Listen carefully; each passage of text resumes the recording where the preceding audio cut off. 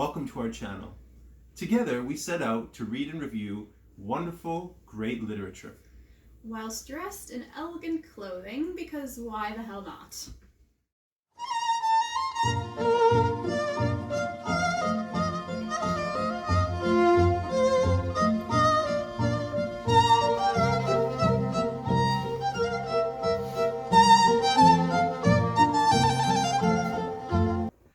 Just look how cute he is.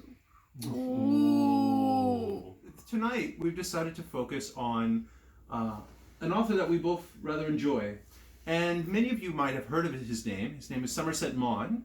And I just have a few biographical points that I just wanted to point out here. He was the highest paid author in the 1930s. He was incredibly popular, but he was also a physician and a Secret Service agent for the British Secret Service. Now, that is a particularly interesting facet of his life.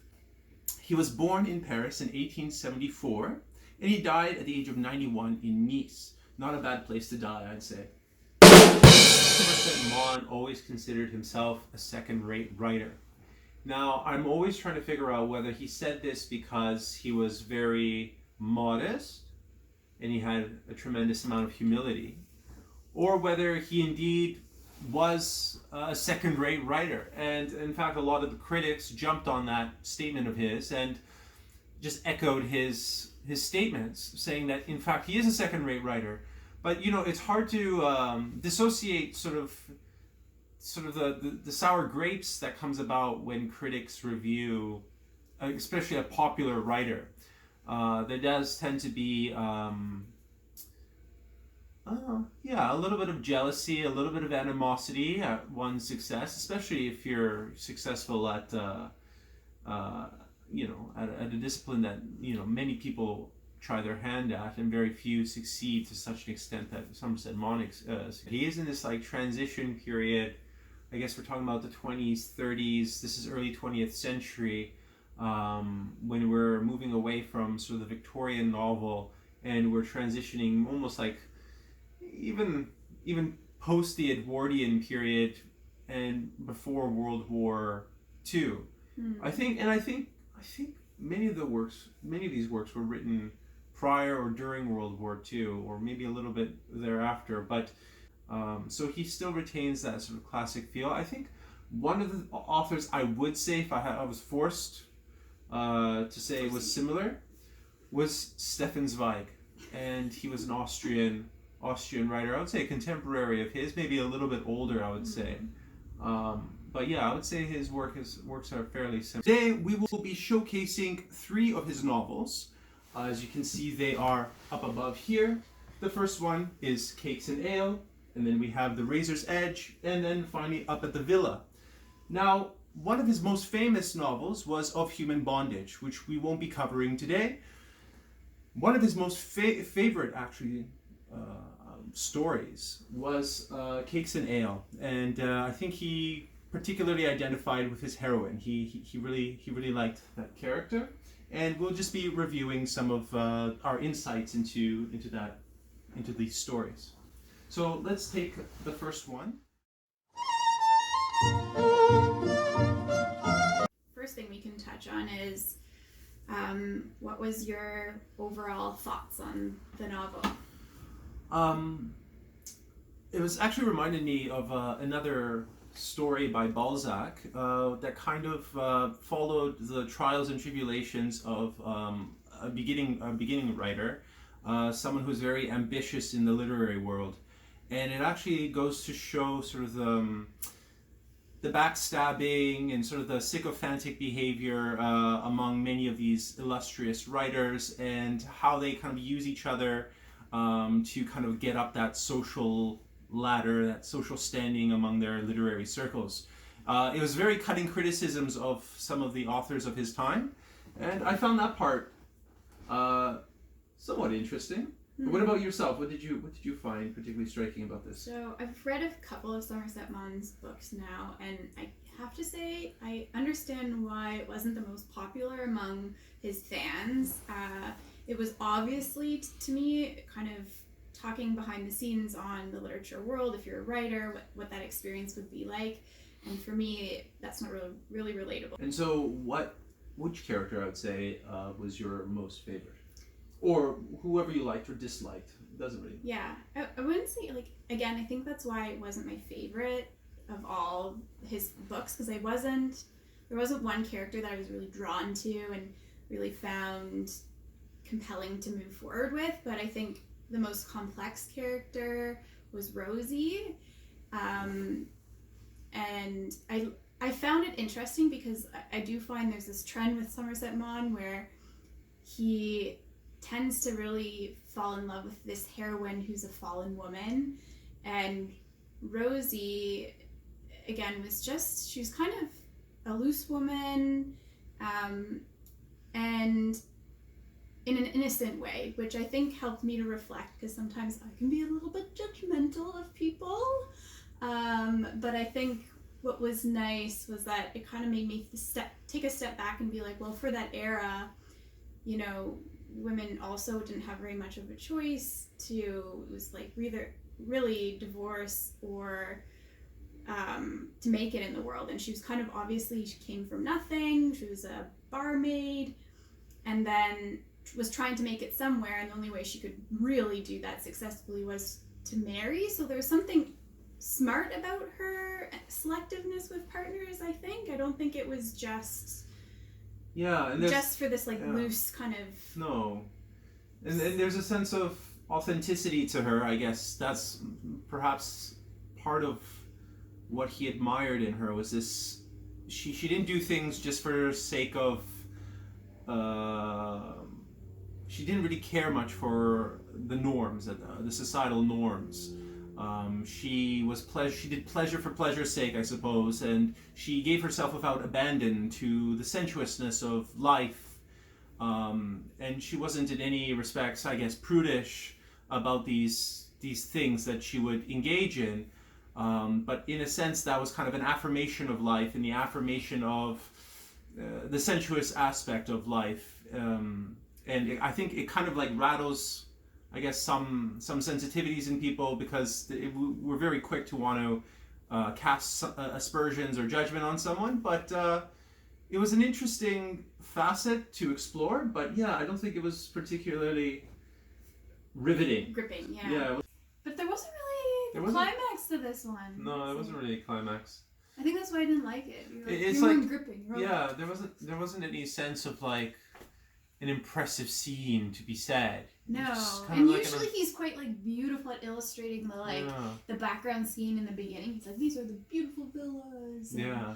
These are he describes everything. And this one, I was kind of like, my favorite scene was the bicycle ride in the very beginning. That was the thing. You know what? Actually, that wasn't even this one. Sorry, it was completely up in the villa. That was a really interesting scene with when they're in the car and there's all these wedding revelers going by. Yeah, that was an intense scene. This one, yeah. That just proves my point. It proves the point. But the bicycle scene for me, does it bring back those embarrassing moments when you were first learning how to ride a bike? Yeah, kind of does. Yeah. I thought that was kind of great, because no one other than I think my brother was just jumped on a bicycle when he was little and just started pedaling miraculously it meant nothing, but everyone recalls their first time riding a bicycle being awkward, and somehow you had to accomplish it. Yeah. Right? Well, I just remember thinking at one point that something was actually wrong with me, because I thought I would never be able to ride a bike. Why? Yeah, I felt the same way about my driving, actually, because I failed twice. I failed my driving test twice. Did you have to wear training wheels on your bicycle? And my car, too. I had to install 2 more tires. I remember my little brother, 3 years younger than me, he was riding without training wheels before I was, and I was so ashamed about that. And and then now when I reflect back, I'm like, wow, learning how to ride a bicycle told me a lot about my personality. Yeah. So maybe there's something to that, Somerset Maugham. Riding a bicycle tells you your first insight into your insecurities. There you go. Why not? So we have the vintage Maugham edition of this. It's quite a beautiful cover. So that was this particular story. Which one did you want to take up next? I could read the back. Maybe we'll do at the villa.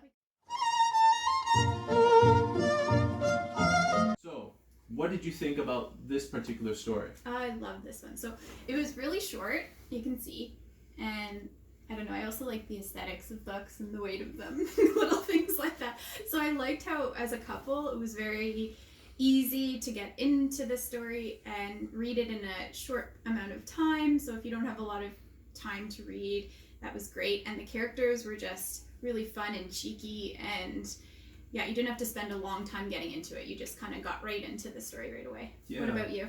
Well, I found like one of the interesting insights for me that I guess I gleaned from this story was this, in essence, like appearances can be deceiving, and I guess it allows us to kind of reappraise our immediate judgments on someone else and what we think of someone else, not only based on their appearance, but also based on even some of their actions. I think we tend to have this idea that somehow, someone's past actions will dictate their future actions, and to a very certain extent that's true. But in this particular book, he kind of plays around. It's a little bit subversive in the sense that he plays around with those prejudices that we do have. I found this one pretty insightful. It was actually, and it's really fun, and it's very short, so you could actually read this in one sitting, really. Yeah. And so, okay, that leaves us now with our final book. My favorite one. And Ava's favorite one, yes. I always love, as I said earlier, is Mon's craft in really creating this duality of a character. So you never really feel like this one character is all bad or all good. Mm-hmm. It always highlights both someone's faults in a very human way and their gifts in a very human way. Right. So my favorite character was Elliot Templeton. Just like Mons, which at first I was like, why do I even like this character? He's so annoying. Yeah. But you'll see if you read it. That's the arch snob. Yeah, the arch snob. So when you read it, don't be like me. At first I was like, oh, this character is super annoying. But like in the end you'll understand why he is such an interesting character. And yeah, each character just always had, again, in the beginning I really liked Isabel. By the end I was like, I'm all about Sophie, even though I hated Sophie at the beginning. So it just shows you, even in your own friendships, like I like to compare things to my own life and be like, sometimes friendships develop over time when actually you don't really like that person very much in the beginning, but that's through constant interaction and learning about them that you end up turning into a friend. Or the opposite, you really kind of really love someone and then they evolve over time and change, and then you start to see sides of them that maybe you didn't really know they had before. So that's why I really liked it. But I think Larry's character is also fascinating. I don't know which one you want to talk about. Yeah, I think I agree. Larry's character was very interesting as well because he sort of gave up all the comforts of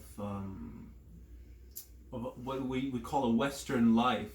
I guess the white picket fence, the nice clothing, the security and comforts, really, that all of the things that were provided for him through his inheritance. And he essentially went to the East. I think he went to India, and he found a guru, and I think he almost became a yogi in a sense. Where he just generally is asking these questions that no one seems to be able to answer, the biggest questions in life. It's like a relentless pursuit of truth. Yeah. And he kind of essentially strips all aspects of his former self in order to get his higher self, if you will, or his real true nature. And yeah, he has this interesting transformation throughout the novel. And everyone seems to be drawn to him, but he's like kind of in his own world, which it was interesting because that's our dog. Sorry, our dog's sighing. It was interesting because when I finished it, I was like, this character is very much like the Idiot's main character, right? Oh yeah, that's right. Dostoevsky's The Idiot, which is another fabulous book. Yeah. Maybe perhaps at some point we will cover that as well. But that's a good segue. I totally forgot about that Idiot, the Idiot story. Turns out when we were reading the book, Ava actually noticed this. She found that there was a lot of similarities between. Was it this character? Was it Larry's character? Yeah, Larry. Mm-hmm. Yeah, Larry's character and the main character in Dostoevsky's The Idiot.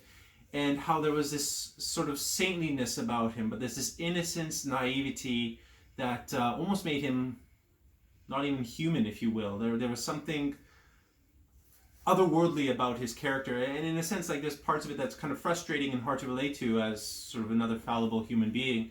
But Ava suspected that there was some sort of cross-contamination here between Somerset Maugham's book, and Dostoevsky's book, and sure enough, we looked it up online, and I think he was influenced. Mm-hmm. He was influenced by The Idiot, which is really fascinating. And I think that you can relate to the main character maybe more than I can, but this idea that, you know, the more you seek truth and the further you go outside of the status quo, and the further you go outside of the status quo, the less and less, like, people are still drawn to you in a sense, but the less and less they really kind of want you in there. They, like, find you a little bit too weird, too raw, too much of that stuff we find too dark or scary to go to, and so they stay away. But then there's this sense of, deep down, they know that this character they want to protect him, almost like the innocence of a child.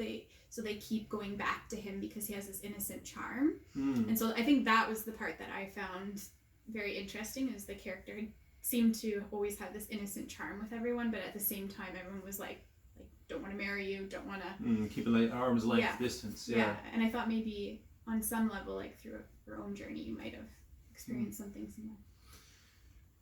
Yeah, I'm sure we all have at some point. That's true. Yeah. I just love Somerset Maugham's aesthetic. I love the way he describes, I know it sounds very superficial, but I love the way he describes their elegant clothing. I love the way the manners and sort of the witty back and forth in terms of their dialogue. He really paints a wonderful image of the time. And that's why I always go back to him again and again and again, because I just find it, you can get lost in that world, and it's endlessly entertaining. Actually, which of these, how would you rate these? Oh yeah, that's a good idea. Yeah, how rate these are you gonna do? books. 5-star, 10-star, like Eric Surf 6? Oh 5 yeah, ums. shout out to Eric Surf 6. We're big, huge fans, Eric Surf 6. That's right. Can't do ums because that doesn't make sense. No, or noms. He does noms, not ums. Oh, sorry. We do ums, I guess. Okay, 5 stars. Out of 5? So if, imagine we were like in Goodreads. We're doing world. Goodreads. Okay. 5-star ratings. Okay, alright. Cakes and ale, since that's the first one. I would give it 3 stars. 3 stars? Yes. Yeah, I would agree. Maybe I tend to be an easier rater, so 3.5. 3.5. Wow. Okay. Alright. Drumroll. Alright, so up at the villa, I would give it 4 stars. I think it was pretty entertaining. Yeah, I think 4.5. Wow, you always got to up me with that. But I 0.5. like this one. It was a great short story, and I don't usually like short stories. Yeah, which she doesn't like short stories. Kill me, because everyone in the literature world says short stories are the hardest thing to craft. I'm trying to get her into Chekhov and Edgar Allan Poe, but it's really difficult. Okay, and then drum roll.